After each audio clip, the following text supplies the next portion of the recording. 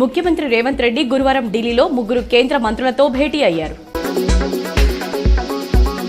తెలంగాణ రాష్ట్రంలో ఏర్పడిన కాంగ్రెస్ ప్రభుత్వం రైతుల సంక్షేమం కోసం పనిచేస్తుందని, దేశంలో రైతులు పండించిన సన్నాలకు క్వింటాల్కు 500 రూపాయల బోనస్ అందించిన ఘనత తమకే చెందుతుందని రాష్ట్ర నీటిపారుదల శాఖ మంత్రి ఉత్తమ్ కుమార్ రెడ్డి స్పష్టం చేశారు. టాలీవుడ్ నటుడు అల్లు అర్జున్ కు నాంపల్లి కోర్టు షాక్ ఇచ్చింది. సంధ్యా థియేటర్ తొక్కిసలాట కేసులో అల్లును అరెస్ట్ చేశారు. 14 రోజులు అంటే ఈ నెల 27 వరకు రిమాండ్ను నాంపల్లి కోర్టు అల్లు అర్జున్ కు విధించింది.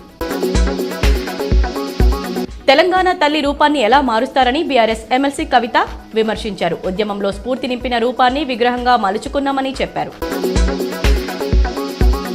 ఫార్ములా ఈ కారు రేసు వ్యవహారంలో మాజీ మంత్రి ఎమ్మెల్యే కేటీఆర్ పై ఎఫ్ఐఆర్ నమోదు చేసేందుకు గవర్నర్ ఆమోదం లభించినట్లు విశ్వసనీయ వర్గాల ద్వారా తెలిసింది.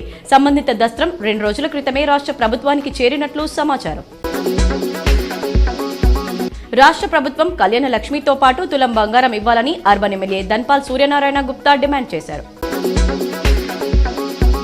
బాల్కొండ నియోజకవర్గం ఎస్ఆర్ఎస్పీ ప్రాజెక్టు సందర్శన సమీక్షా సమావేశానికి విచ్చేసిన నీటిపారుదల శాఖ మంత్రి ఉత్తమ్ కుమార్ రెడ్డికి మాజీ మంత్రి ఎమ్మెల్యే వేముల ప్రశాంత్ రెడ్డి స్వాగతం పలికారు.